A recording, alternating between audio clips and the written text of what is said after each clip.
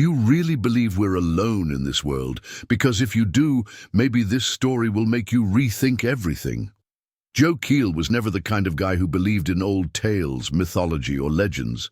He was always skeptical, the type who laughs at people talking about abductions and mysterious sightings.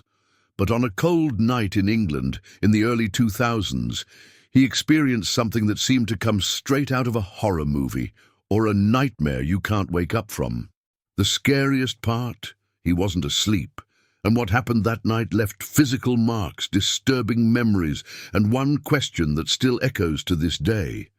What really entered Joe Keel's room? Get ready to dive into a story that mixes fear, unexplainable signs, and a presence so real, possibly even alien, that it might make you think twice before turning off the lights tonight. Joe Keel was an ordinary guy, the kind who lived life by the clock and didn't believe in much beyond what he could see with his own eyes. He worked as an IT technician in a quiet little town in the English countryside, and his daily routine was a mix of work, strong coffee, and peaceful nights watching TV. But on a cold January night, something completely out of the ordinary crossed his path and changed everything. It was the early 2000s, and the world was still crawling into the internet age. But that night would forever mark Joe's story. That night, Joe decided not to go to bed early. He grabbed a blanket, threw himself on the couch, and left the TV on until sleep took over. It seemed like just another normal night, but the atmosphere was weird, like the silence had weight. Outside, not a single car passed, not even the wind dared to blow. It was as if time itself was holding its breath.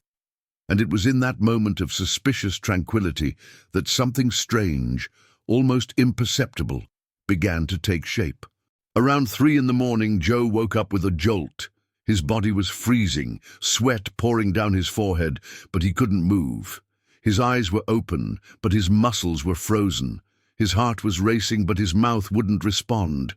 He felt, with brutal clarity, that he was not alone. And like one of those old stories grandmothers whisper, the feeling of being watched was as real as the smell of fear that filled the air. It was only when Joe tried to scream and couldn't that he realized something was very, very wrong. The atmosphere felt dense, almost viscous, like reality itself was distorted. And then, in the reflection of the turned-off TV, he saw something.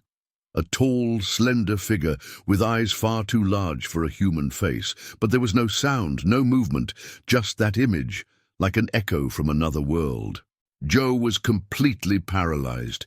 It was like his body had been disconnected from his mind, which was on high alert.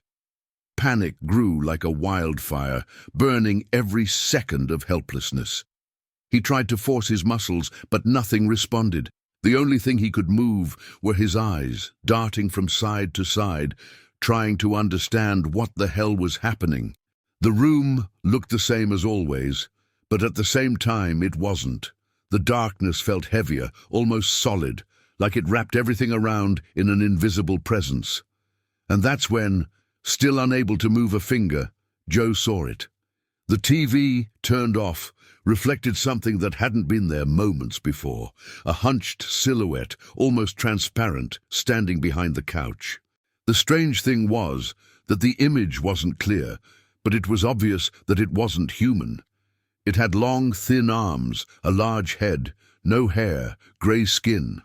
One of those legendary beings we hear about in stories of abductions and mysterious encounters. But now it wasn't a movie or a myth, it was real. Joe wanted to believe he was dreaming, but everything felt way too real to be a simple hallucination. The figure didn't move, but Joe had the impression it was staring right at him, even without visible eyes. It was as if that being was fully aware of his paralysis, as if it was there just to observe him. Time felt frozen, but fear sped up Joe's inner clock. And just when he thought nothing could get worse, a strange sensation began to take over the back of his body. The pain came like a dry, direct punch right in the back. It wasn't a normal pain, like when you sleep wrong. It was something deep, hot, like a burning blade had touched his skin and then dug in, leaving everything raw. Joe finally managed to move one finger, then his hand, and within seconds he was standing, trembling, panting, sweating like he'd run a marathon. But the pain continued, insistent, throbbing. Without thinking twice, he ran to the bathroom, turned his back to the mirror, and tried to see what was going on. What he saw there made his blood run cold. Right in the middle of his back, there was a circular mark, red, with dark edges and a strange texture, as if it had been made with extreme heat. It looked cauterized, but it wasn't bleeding. It was as if it had been there for hours, even though he'd gone to bed normally that same night. Joe didn't remember getting hurt, hadn't hit anything, and definitely hadn't touched anything hot. The mark didn't look normal, and the weirdest part was that, despite the strong pain, there was no swelling around it. It made no sense at all, and the more he looked, the more absurd the situation seemed. He ran his hand around it, trying to understand the shape, the depth. It was a perfectly round mark, like it had been drawn with surgical precision. In Joe's mind, everything was starting to blur. The paralysis, the vision of that figure, and now this bizarre mark on his back. It was too much to process. Everything felt like it came out of one of those old stories that mix myth, legend, and mystery in a way that defies all logic. And the worst part, what he found when he went back to the living room, made everything even stranger. Back in the living room, Joe stopped in the middle of the room, unable to believe what he was seeing. The TV was no longer where he remembered leaving it. It was tilted to the side, almost leaning against the opposite corner of the stand, as if someone had dragged it in a hurry or carelessly, and he knew with absolute certainty that he hadn't gotten up during the night. The feeling of being invaded by something unknown became even stronger. He slowly approached the TV, as if it might react to any sudden movement.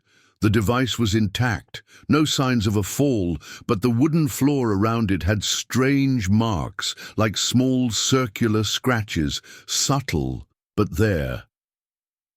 Joe crouched down to look closer and saw what looked like tiny impressions on the floor, almost like footprints, but definitely not human. It was like a silent warning. Something had been there. At this point, he could no longer distinguish what was a dream, reality, or hallucination. But everything pointed to one thing. He was not alone that night.